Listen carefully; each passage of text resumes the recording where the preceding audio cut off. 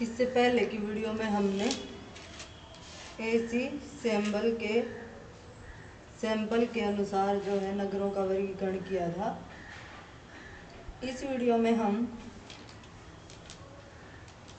में हम grief Taylor ने कितने नगर बांटे हैं साइट और सिचुएशन में उसको डिस्कस करेंगे।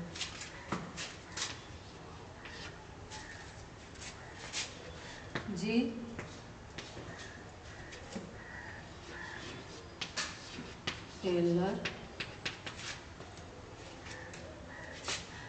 टेलर के अनुसार कितने हैं टाइप्स, कितने टाइप्स बता रहे हैं नगरों के साइट और सिचुएशन के हिसाब से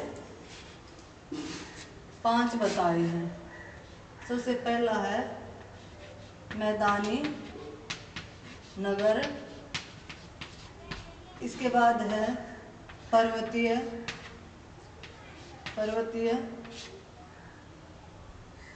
और फिर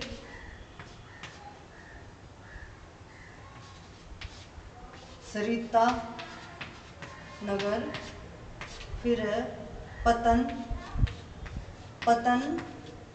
नगर, फिर है मरुस्थलीय नगर।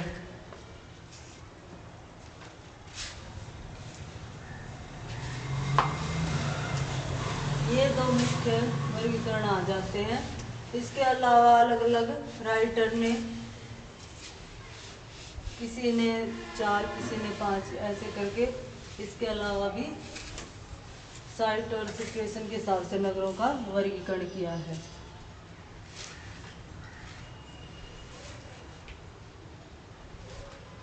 इसके बाद हमारा शुरू होता है रैंक साइज रूल।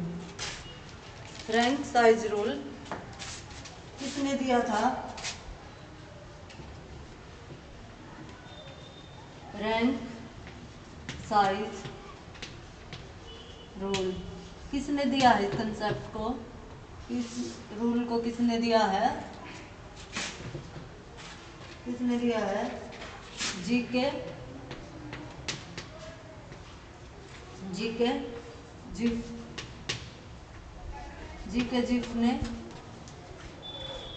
जिफ ने कब दिया है? ये कब दिया है rank size rule?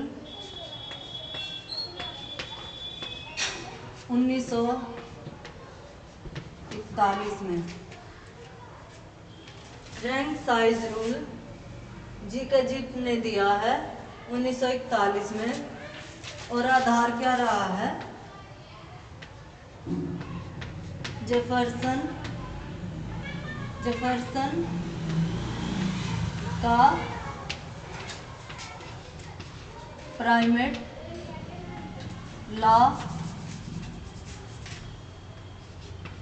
Law of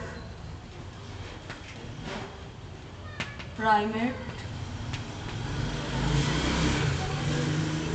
city.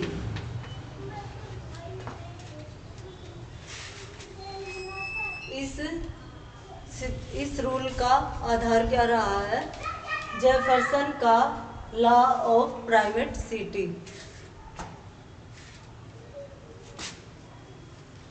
और सबसे पहले क्या है, सिटी साइज पर किसका विचार था? सिटी साइज पर सबसे पहले किसने बात की थी? ये यूजीसी नेट में पूछा भी गया है। सबसे पहले किसने बात की थी? सबसे पहले अध्ययन किया था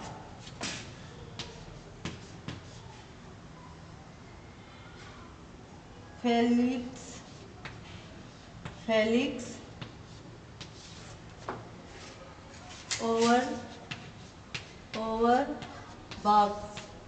ओवरवाक्स ने क्या किया था?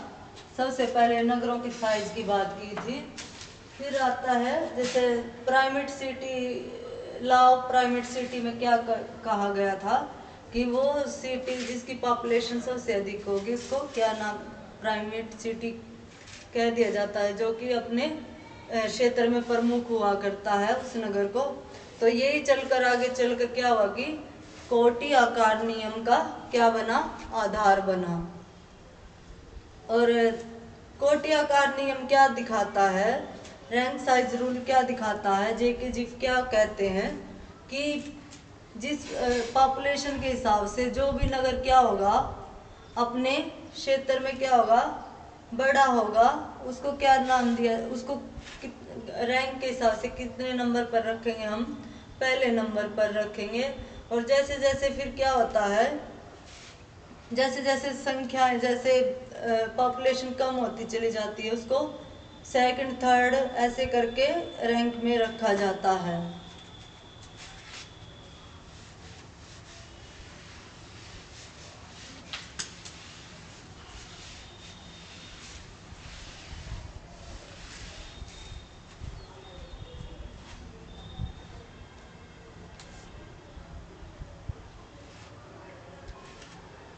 ओवरवॉक्स ने बात तो की है सिटी साइज के बारे में, लेकिन क्या है, सामान्यीकरण सर्वप्रथम किसने किया है, जेके जीफ ने ही किया है सामान्यीकरण सर्वप्रथम 1941 में।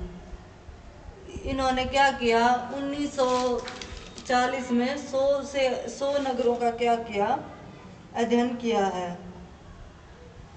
100 बड़े नगरों का अध्ययन करके बेस्ट फिटिंग इक्वेशन प्राप्त किया। जीफ जी ने क्या किया,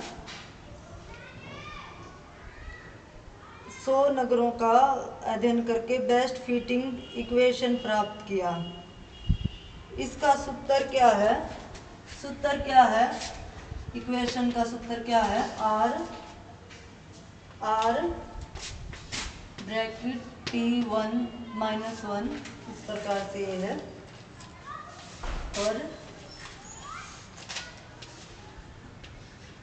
10 लाख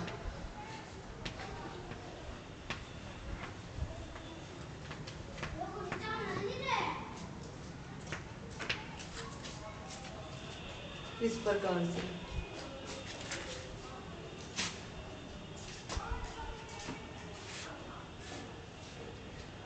अब नियम की व्याख्या देख लेते हैं, नियम की व्याख्या देख लेते हैं, किस प्रकार से व्याख्या करते हैं। नियम की व्याख्या देख लेते हैं।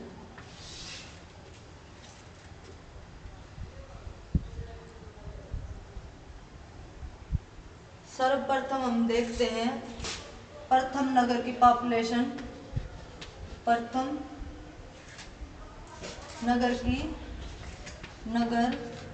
की जनसंख्या सर्वाधिक है, सर्वाधिक।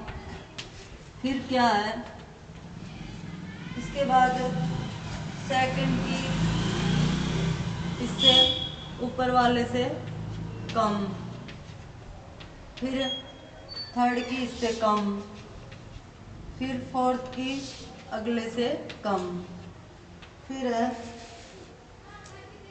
इस प्रकार से एनवे नंबर का क्या है, एनवे नगर का क्या है, एनवे नगर की के कोटि की पॉपुलेशन प्रथम की कितनी है, के कोटि की पॉपुलेशन कितनी है, पॉपुलेशन n/1/n, इस प्रकार से ज्ञात कर सकते हैं हम।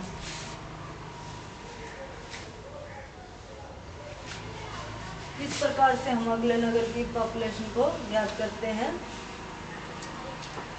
जैसे इस प्रकार से Pn -1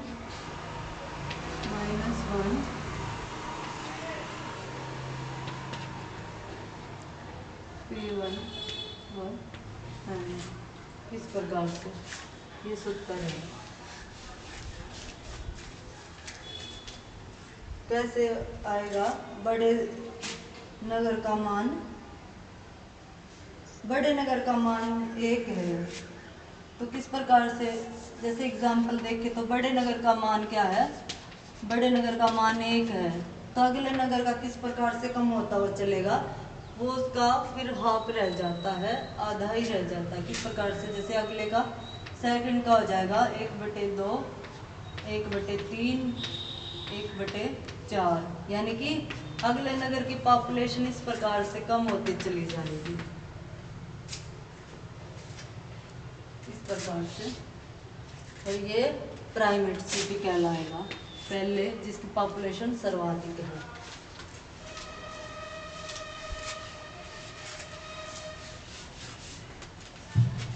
इस प्रकार से होता है इसका डायग्राम। यहाँ पर पॉपुलेशन को दिखाया गया है, यहाँ पर पॉपुलेशन को दिखाया गया है, और यहाँ पर कोटि को दिखाया, यहाँ पर रैंक दिखाया गया है, रैंक। इस प्रकार से बनता है डायग्राम रैंक साइज रूल में, इस प्रकार से बनता है डायग्राम।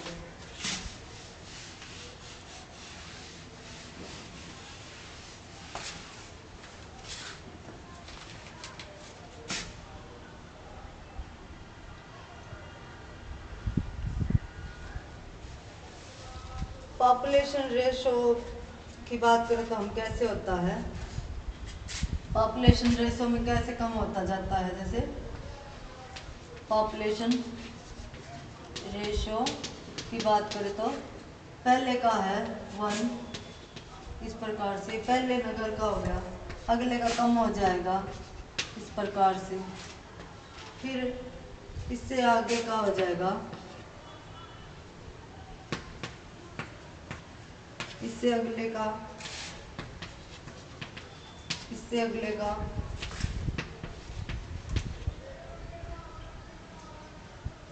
फिर इस प्रकार से हो जाएगा, वो इससे आगे आगे घटता हुआ चला जाएगा, ये रेशो रहेगा। और किसी भी नगर के रैंक तथा पॉपुलेशन को किससे दिखाया जाता है? इसको क्या नाम दिया गया है? पॉपुलेशन। Population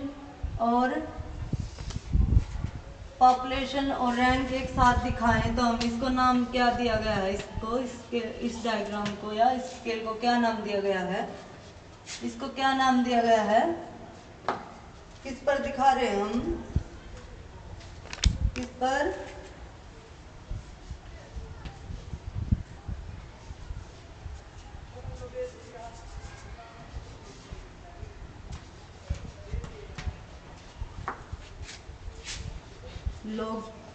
logarithmic scale. इस प्रकार से अगर क्वेश्चन आ जाता है तो आप लगा सकते हैं। इस स्केल पर, लॉगरिथमिक स्केल पर क्या दिखाया जाता है? पॉपुलेशन और रैंक को दिखाया जाता है।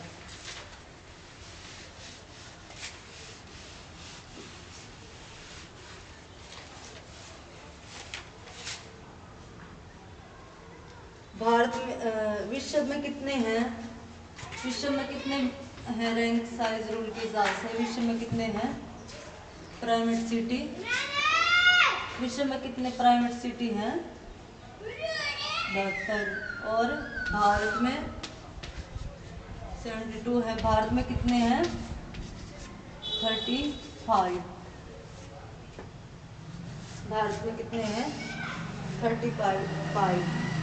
और एक और इम्पोर्टेंट बात आ जाती है, क्या रैंक साइज रूल को भारत में जेके-जीएफ के प्योर रूप में ही, वास्तविक रूप में ही अपनाया जा सकता है?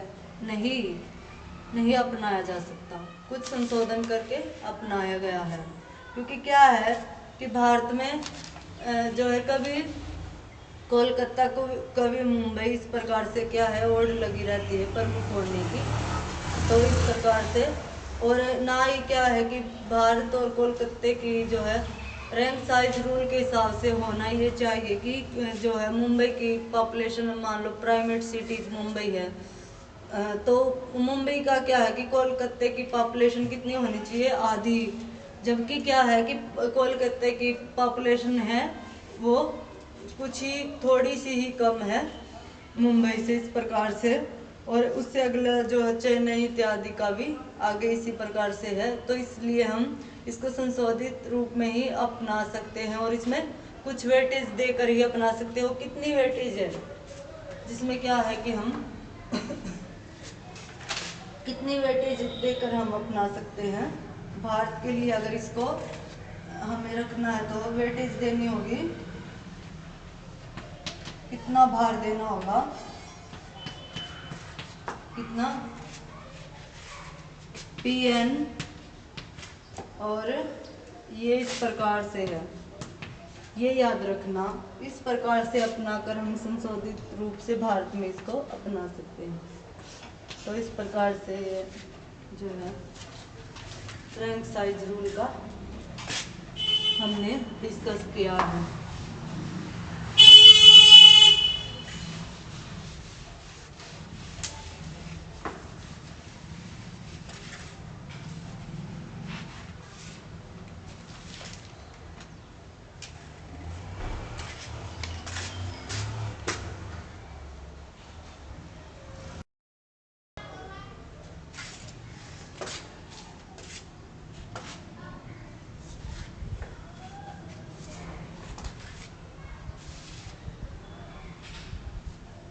अब हम बात करेंगे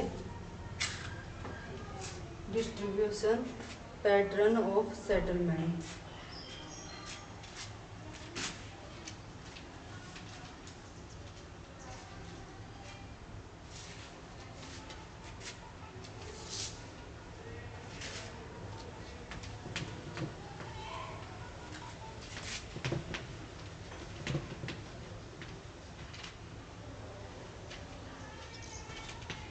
डिस्ट्रीब्यूशन पैटर्न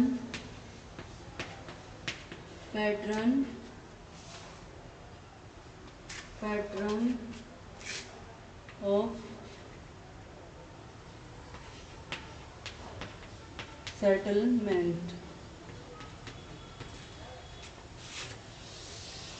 कितने प्रकार का होता है। दूरी के आधार पर अधिवास 3 प्रकार के हो सकते हैं। दूरी के उनके बीच में आने वाली दूरी के अनुसार कितने प्रकार होते हैं, 3 प्रकार होते हैं। पहला क्या है, क्लस्टर्ड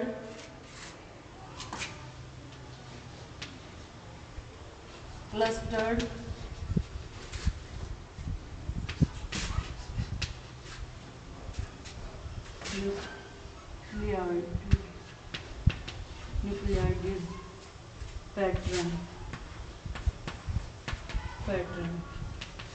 इसमें क्या होता है क्लस्टर्ड में, मान लो ये कोई क्षेत्र है, इसमें सारे के सारे क्षेत्र में आदिवास ना होके किसी एक स्थान पर समूह में कई सारे आदिवास एक ही जगह पर एकत्रित हो जाएंगे, समूह में इस प्रकार से गुंचित हो जाएंगे। इसे हम क्लस्टर्ड न्यूक्लियर्ड पैटर्न का नाम देते हैं। सारे के सारे में ना होकर के गुंचित रूप में एक स्थान पर संगठित हो जाएंगे, एकांकी हो जाएंगे, समूह में हो जाएंगे। तो इस प्रकार के पैटर्न को क्या नाम दे देते हैं हम, क्लस्टर्ड का नाम दे देते हैं। फिर अगला टाइप्स हमारा आता है, अगला है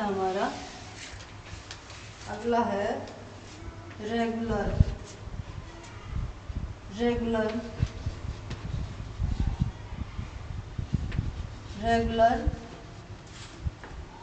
और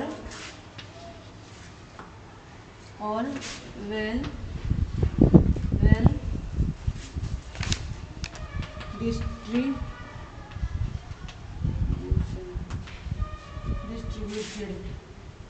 रेगुलर और वेल डिस्ट्रीब्यूटेड। इसमें क्या आता है पैटर्न, इसमें क्या होता है, अधिवास क्या होते हैं, समान दूरी पर होते हैं, समान दूरी पर। कैसे, ये हो गया कोई एक क्षेत्र और इसमें क्या होगा समान दूरी पर, इस प्रकार से क्या होंगे, अधिवास पाए जाएंगे। इस पैटर्न को नाम दे दिया जाता है रेगुलर या वेल डिस्ट्रीब्यूटेड पैटर्न, इसको नाम दे दिया जाता है अधिवास को। फिर समान दूरी रहती है बीच में। इसके बाद आता है हमारा इरेगुलर में क्या हो जाता है, इरेगुलर में क्या हो जाता है,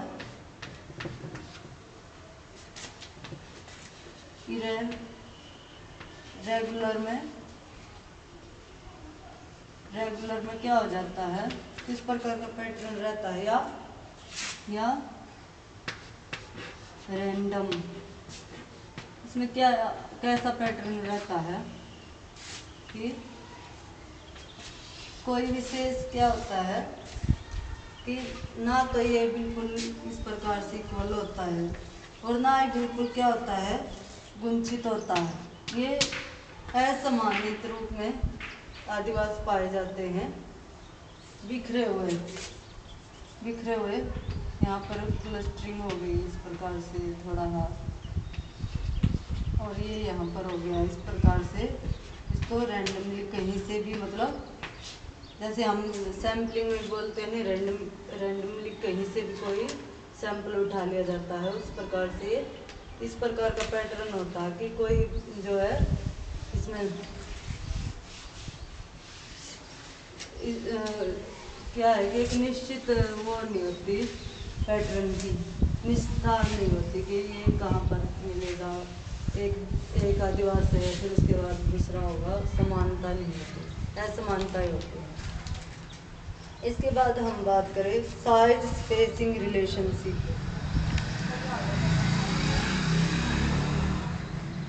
और ये रैंडमली प्रकार का है, ये सर्वाधिक पाया जाता है, जबकि जो क्लस्टरिंग हो रही है, क्लस्टरिंग और जो रेगुलर की हमने बात की थी, ये एक सिर्फ मानने के लिए होते हैं, ज़्यादातर क्या होते हैं, रैंडमली प्रकार का ही मिलता है, सर्वाधिक पाया जाता है। साइज स्पेसिंग रिलेशनशिप,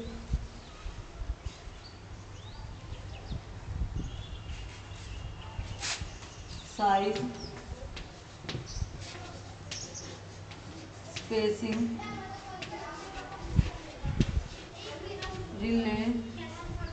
रिलेशनशिप,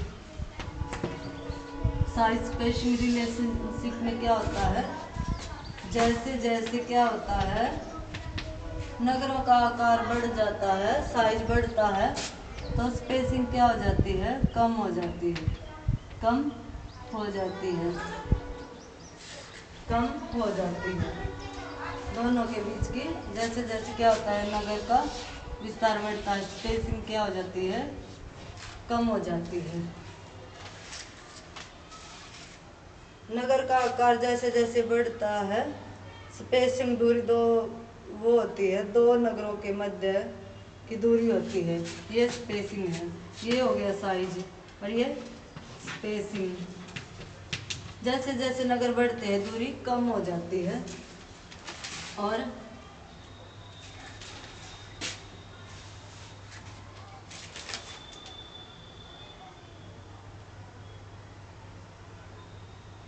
दो बड़े नगरों में स्पेसिंग अधिक तथा छोटे नगरों में कम होती है, क्योंकि ये एक नगर छोटा है और ये एक नगर छोटा है, इसमें कम दूरी रहेगी, कम स्पेसिंग रहेगी, जबकि दो बड़े नगरों में क्या है कि स्पेसिंग अधिक होती है।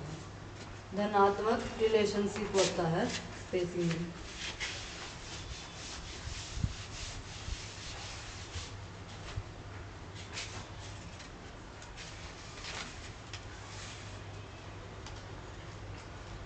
और साइज स्पेसिंग संबंध पदानुक्रमी होता है, न कि स्थातव। कॉन्टिनम का नहीं होता। कैसा होता है?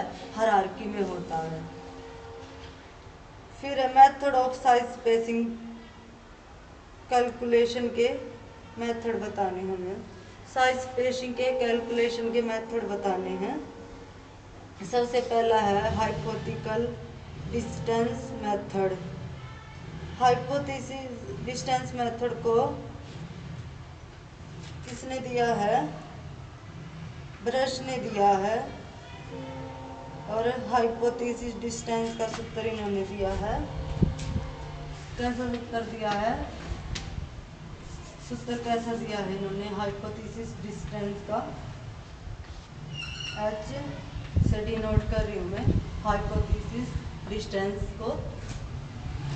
और इसका क्या है फॉर्मूला? 1.0 ये रूट इस प्रकार से इस प्रकार ये होता है। किसने दिया ये फॉर्मूला हाइपोथेसिस का? हाइपोथेसिस डिस्टेंस का फॉर्मूला ब्रश ने दिया और ये फॉर्मूला है। इसमें क्या कहा इन्होंने? समान आकार के केंद्रों के बीच की दूरी ज्ञात करने के लिए इस फॉर्मूले को दिया है।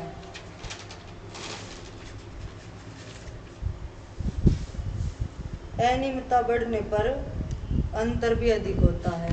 क्या कहते हैं ब्रंश? अनियमितता बढ़ने पर आदिवासियों में क्या होता है? अंतर भी बढ़ता है। हाइपोथेसिस डिस्टेंस का जो है हाइपोथेसिस डिस्टेंस का मेथड किसने दिया है? ब्रंश ने दिया है और ये फॉर्मूला है। इसके बाद हमारी जो यूजीसी नेट में इसमें से एक क्वेश्चन आ ही जाता है, आती है हमारी अगला पॉइंट। अगली विधि क्या है? Nearest neighbour method. इसमें आ ही जाता है यूजीसी में इसमें से एक क्वेश्चन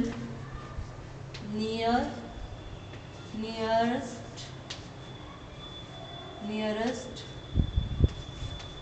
नाइबर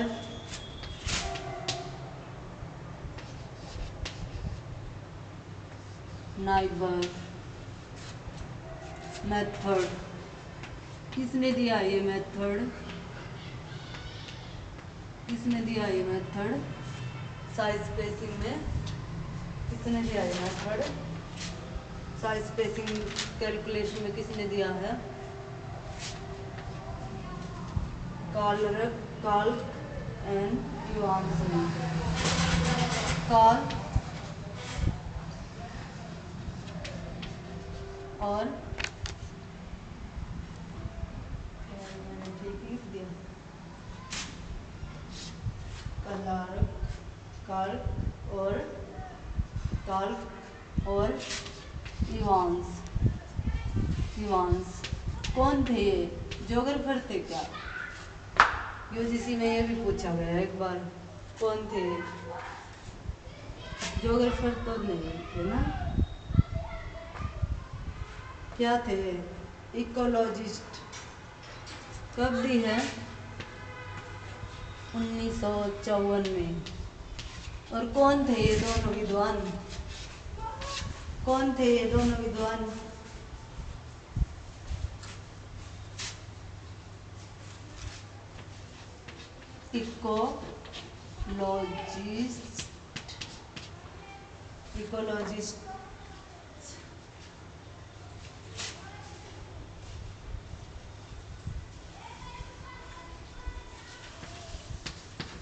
इकोलॉजिस्ट पारिस्थितिकीय विद्वान थे ये, वैज्ञानिक थे ये दोनों। फिर इसका प्रयोग किसने किया है? सबसे पहले प्रयोग किसने किया इस विधि का? इस विधि का सबसे पहले प्रयोग डेसी ने किया था। डेसी ने इस विधि का सबसे पहले प्रयोग किया। सर्वप्रथम दे तो दी एक कारक और युवांश ने, और सर्वप्रथम यूज किसने किया इसका? विधि का अप्लाई किसने किया? सबसे पहले डेसी ने किया था। डेसी ने, ये भी क्वेश्चन आया हुआ है, डेसी ने किया है। और कब किया है? 54 में आ गई विधि, 60 में इसका यूज कर लिया, 1960 में इसका यूज कर लिया।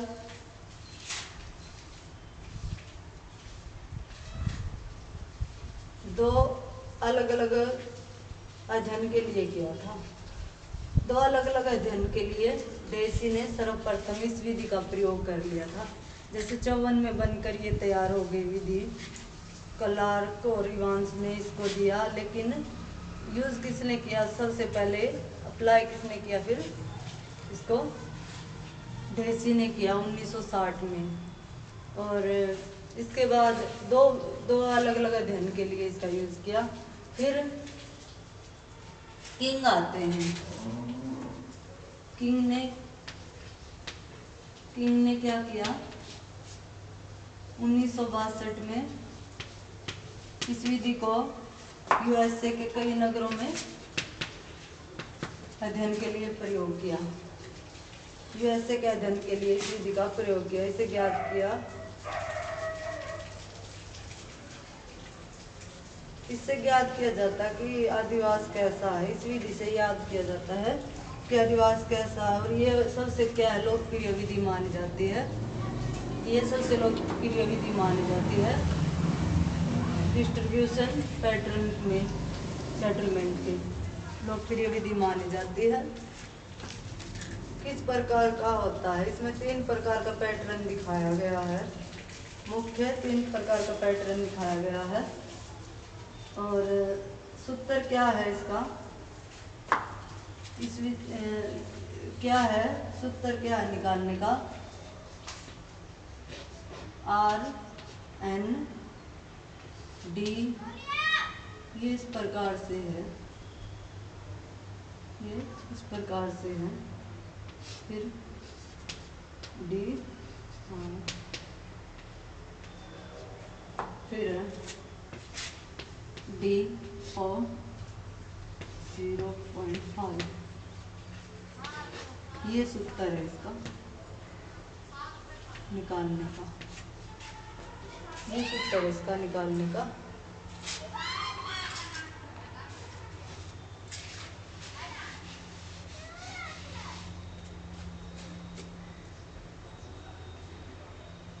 कैसे दिखा जाता है? मुख्य इसको कहाँ से? क्लस्टर से शुरू किया जाता है और परफेक्ट तक चलता है। ये कैसे? क्लस्टर को 0 से दिखाया जाता है, रैंडम को 1 से, और परफेक्ट को किससे दिखा जाता है? 0 पॉइंट इतना था, ये इतना था। लेकिन इससे बचने के लिए इसको पूरा का पूरा कितना लिख दिया जाता है? इस प्रकार से। और इनके बीच में इससे थोड़ी इसकी मात्रा अधिक हो जाए तो इसको इसमें मात्रा अधिक हो जाती है, फिर क्लस्टर की ओर चला जाता है, पॉइंट इनके बीच आ जाए तो इस प्रकार से यूजीसी में इनमें बीच में भी ऐड करके पूछ लेता है। ये यहाँ तक है 0 से, और ये जो है ज़्यादातर रहता है इन दोनों के बीच में।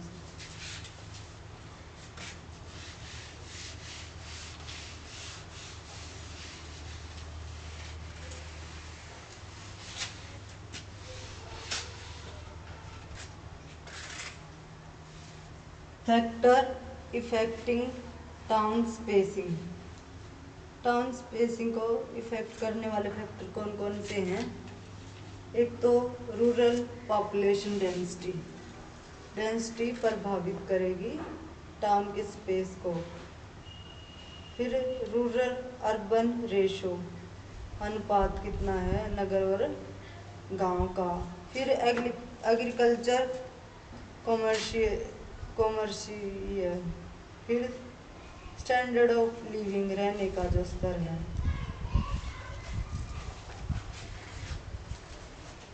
इसके बाद हमारा अगला टॉपिक है नगरों के विकास की अवस्थाएं बताई अलग अलग राइटर ने। नगर के विकास किस प्रकार से नगर कितनी अवस्थाओं से गुजरता है कालांतर में। नगरों के विकास की अवस्थाएं बताई है। यहाँ पर हमने 3 राइटर को लिया है।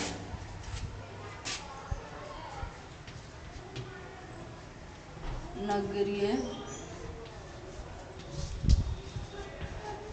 विकास की अवस्था, ये है टॉपिक वाले। फिर हम देखते राइटर के हिसाब से अलग अलग राइटर किस प्रकार से। पैट्रिक गैडिस ने कितनी बताई है अवस्थाएं। पैट्रिक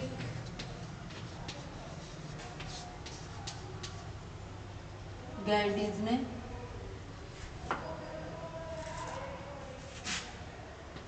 ने कितनी बताई है, कब बताई है। सन 1949 में कितनी अवस्थाएं बताई है एक नगर की। स्टेज कितनी बताई है, स्टेज कितनी बताई है कि कितनी स्टेज से होके एक नगर गुजरता है कालांतर में, कितनी बताई है। 3 बताई हैं, 3 बताई हैं। सबसे पहली आ जाती है हमारी, सबसे पहली आ जाती है इको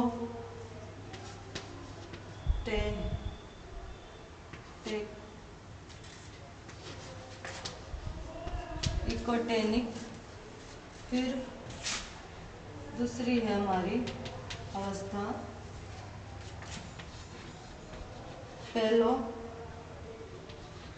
पैलियोटेनिक।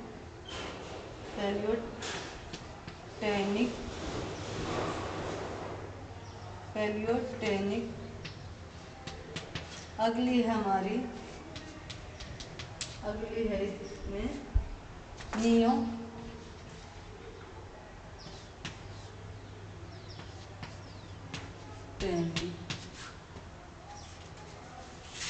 इकोटेनिक, पैलियोटेनिक और नियोटेनिक, ये पैट्रिक गैडिस ने बताई है नगर की अवस्थाएं।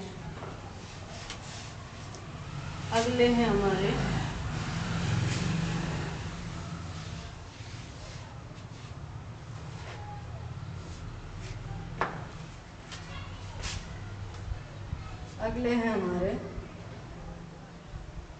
Levi's Mumford.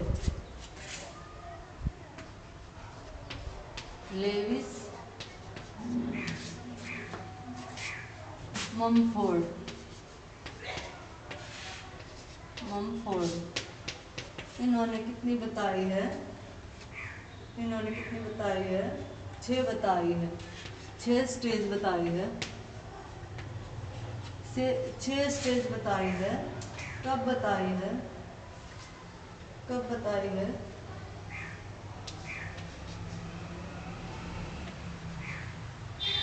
1938 में। पहली है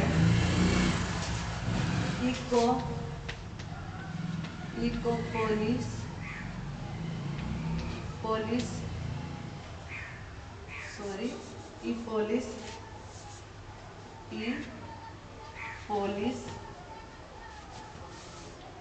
सेकंड है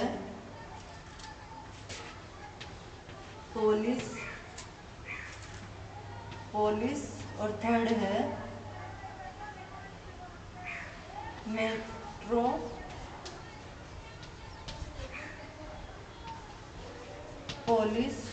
फोर्थ है मेगापोलिस फिफ्थ है टाई टाइनो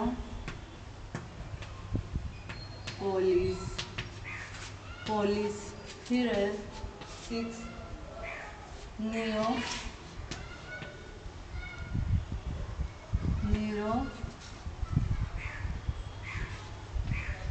पोलिस।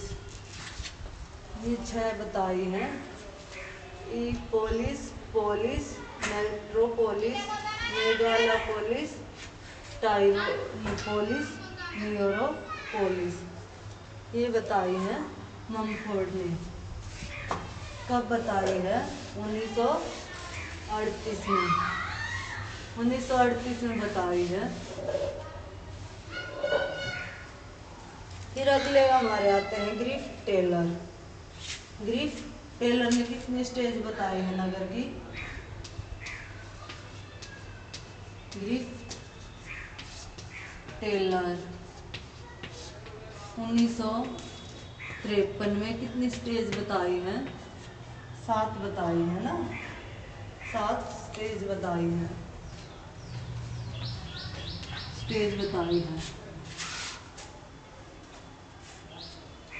सबसे पहली है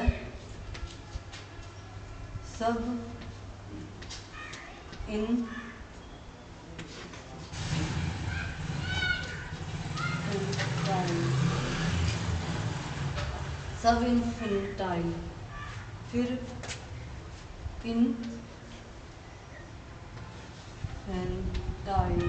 इन्फेंटाइल। फिर थर्ड है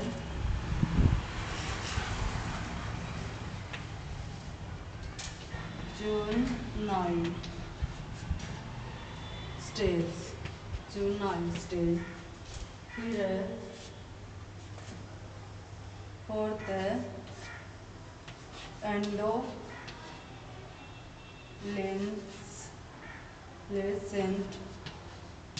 एंडोलेंसेंट स्टेज। फिर फिफ्थ है मैच्योर स्टेज। फिर है लेट मैच्योर स्टेज। फिर सेनल